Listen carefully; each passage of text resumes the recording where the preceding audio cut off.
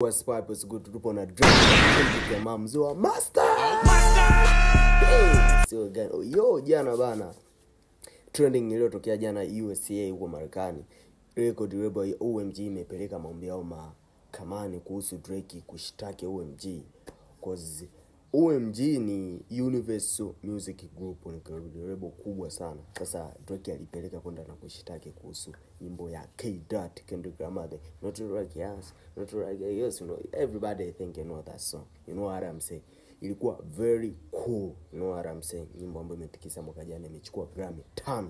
You know what I'm saying? So kaenda kushtaki na OMG waliamua kwenda kupeleka maombi kuhusu kufuta hiyo kesi.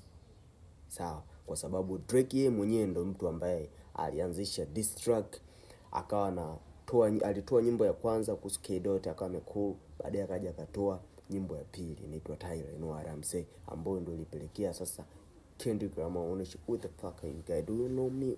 Huh? You know what I'm saying? Akaja akampiga Not Like Yes, you know what I'm saying? Sisi kama sio wao, you know what I'm saying? Sasa hiyo ndio ilikuwa very banja ambayo imetikisa mwaka jana. So OMG wamepeleka maombi ya kupelekea Drake aweze kufanyaje, kuifuta hiyo kesi.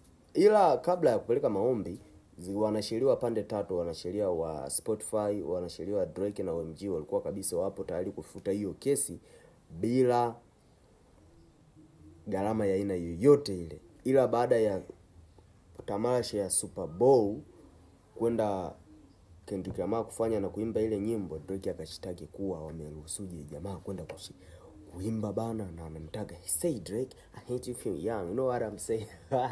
So hiyo imepelekea paka